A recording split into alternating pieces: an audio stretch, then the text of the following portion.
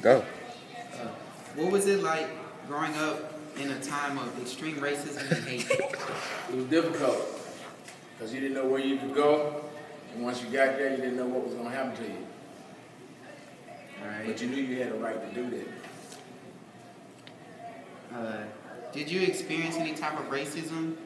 If so, what happened, and explain how it felt? When I was in elementary school, went to all-black school, and we always had the second-class books. We never got the first edition. Had to go upstairs in the movies. Had to go in the back door of movies.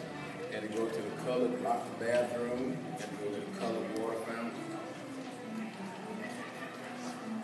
Is living in the 70s better than living in the 2000s? If so, why? Well, the 70s are appreciated. It was a good time. 2000 had its problems. Okay, so it's kind of what you make it. So I wouldn't say either one is better than the other, necessarily. Okay. What activities were you in when you were young? What you call young? I was young last year. No. I mean, like, when you were... 20 like, teenagers. Yeah, When you were small. Football, wrestling, track,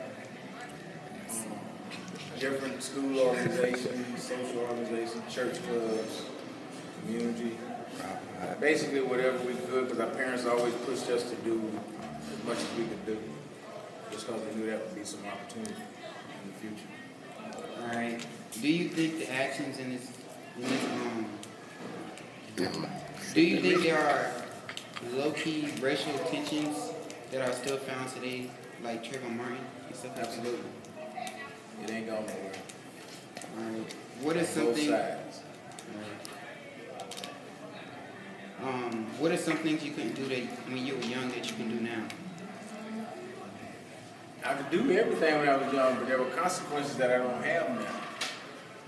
There's freedom to make my own choices, and just because you're older, but if I wasn't older, if I was the same age, now I don't have to worry about the consequences that I would have worried about back in the 70s and 60s and whatever.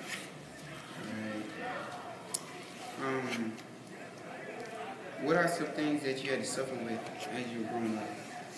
Just what I said, just not having the opportunity to have the best of what everybody else had. You know, man, I mean, you loved at home, community loved you, churches, everything like that, but when you stepped into the social circle of the world, you always had second class. And that's what we had. Alright. What inspired you to be who you are today? My mom, my daddy, my grandmama.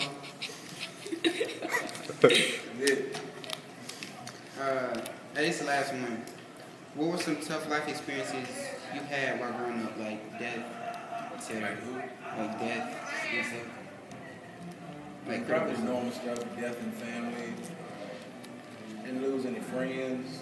That's one difference in my area and y'all's is I never lost a friend to street stuff. We got fights. It was like fist, break, stick. We could all walk away from it. You know, we didn't have those kind of experiences, thank goodness. Nothing major. What we suffered and listened to was, seeing our leaders assassinated. Of course, you coming home and you're seeing the president assassinated, and you got Dr. King assassinated, and another senator assassinated, in a country that's supposed to be involved in these folks getting shot.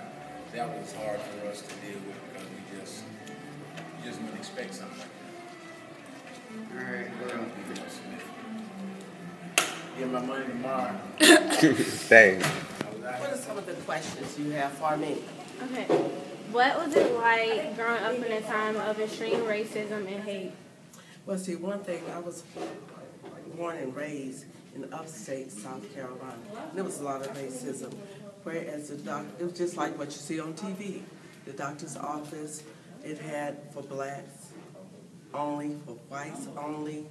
We rode on different school buses and all of that, just like what you see on TV.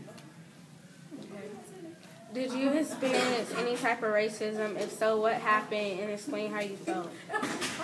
Well, I didn't because one thing, we attended,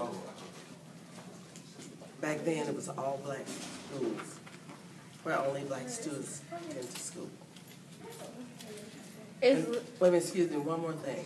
When they integrated, they cut you off. Once it was integrated, I did not see any racism when schools were integrated.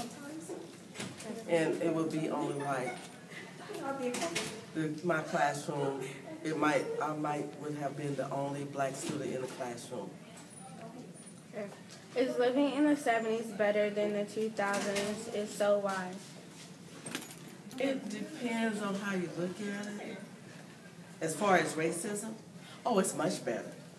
I mean, no, it's no racism. So it's much better because there is no, I can't see it like I could back then. What activities were you in when you were young? I was just more geared toward hurrying up and graduating, going to college, and that kind of stuff. I didn't get involved in activities.